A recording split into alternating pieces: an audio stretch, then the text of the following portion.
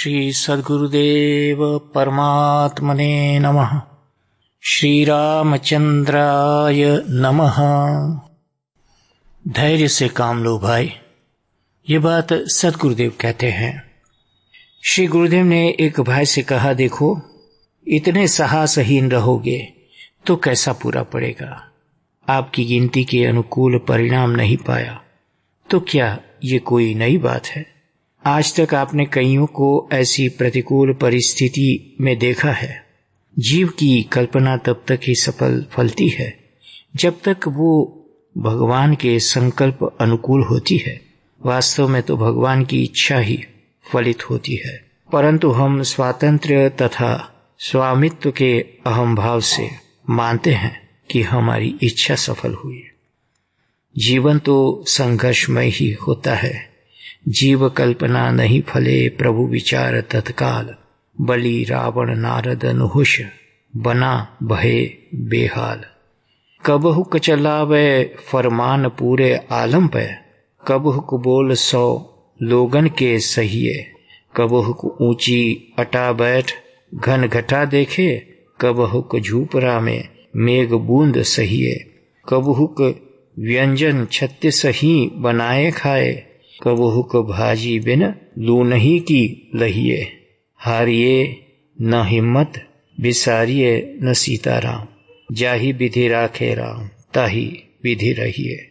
घबराने से तथा निराश होने से लाभ नहीं, परंतु तुम्हारी अपार हानि हो रही है।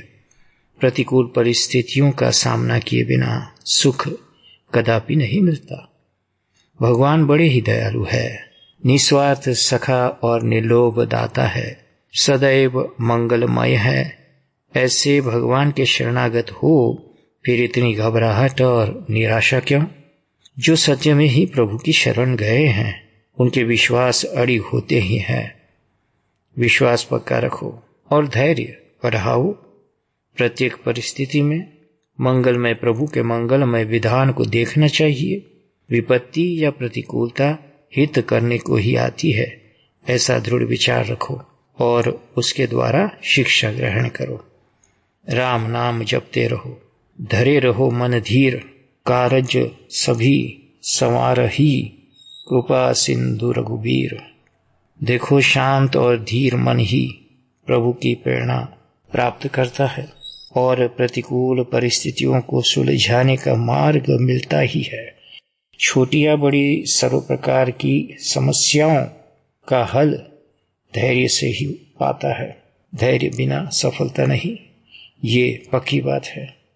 धैर्य से ही बुद्धि स्थिर रहती है। भगवत प्रेरणा बुद्धि में झलकती है। इसलिए तो हम कहते हैं कि विनाश काले विपरीत बुद्धि।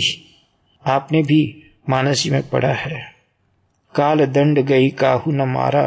हरे धर्म बल बुद्धि विचारा। निकट काल जेहि आवत भाई। तेहि भ्रम होए तुम्हारी ही नाई। बुद्धि में ही भगवत प्रेरणा प्राप्त होती है, तब उसी के अनुकूल पुरुषार्थ बन पाता है। इस तरह भगवत कृपा से प्रतिकूलता दूर हो जाती है। मैं तो पुरुषार्थ में विश्वास रखता हूँ। पुरुषार्थ का दिग्दर्शन भगवत प्रेरणा देती है। हमारी निष्ठा दृढ़ होनी चाहिए। निष्ठा से शांति है। शांति से सहन करने पर प्रतिकूलता का सामना करने का साहस रहता है।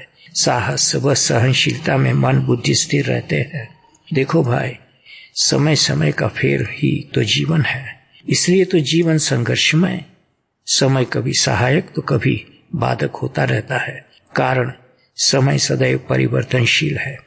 तुम्हारी स्वतः की अनुभूति से तो ये निश्चय मानो, जब अच्छा समय नहीं रहा है तो ये समय भी कैसे रह सकेगा। सोचो और धैर्य से काम लो। सुख भी न रहेगा, दुख भी न रहेगा। ठंडी भी चली जाएगी, गर्मी भी चली जाएगी, बारिश भी चली जाएगी, सो सारा जीवन चला ही जाएगा। इसलिए विश्वास न छोड़ो, धैर्य रखो भाई। धीरज में सुख है सदा, सहन करे सब व्याधि। बना जान भज राम को, मिटही सकल उपाधि। मैं नीति की एक बात बताऊं, सर्व प्रकार के उद्वेग व दुख का एक ही इलाज है। हम सुखी कैसे होए, ये प्रश्न उठे तो तत्काल अपने को पूछो कि मैं सुखी क्यों नहीं हूं। इसका जो जवाब मिले उस कारण को समझपूर्वक दूर करना तुम्हारा सर्वप्रथम पुरुषार्थ होना चाहिए सुखी होने के लिए। पुरुषार्थ विवेकहीन होगा तो चौकस असफल रहोगे। अधिदैविक सुखों के समय में हमेशा अपने से ज्यादा दुखियों को देखना व इस तरह समझना चाहिए कि मेरे से तो ये लोग कितने ज्यादा दुखी है, फिर भी साहस, शांति व धैर्य पूर्वक रहते हैं और मैं तो हाय हाय कर रहा हूं।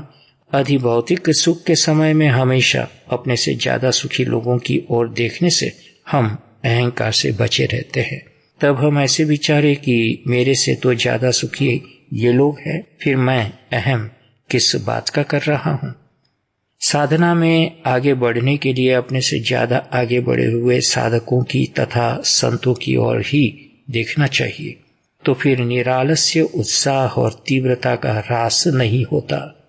लोक मान्यता व लोक व्यवहार की परवाह न करते हुए सदैव ध्यान में रखना कि आय से विशेष व्यय तो नहीं हो रहा है ना। झूठी मान्यता के पीछे प्रतिकूल परिस्थिति को और गाढ़ी मत बनाना। जय सिया राम, जय सद्गुरुदेव।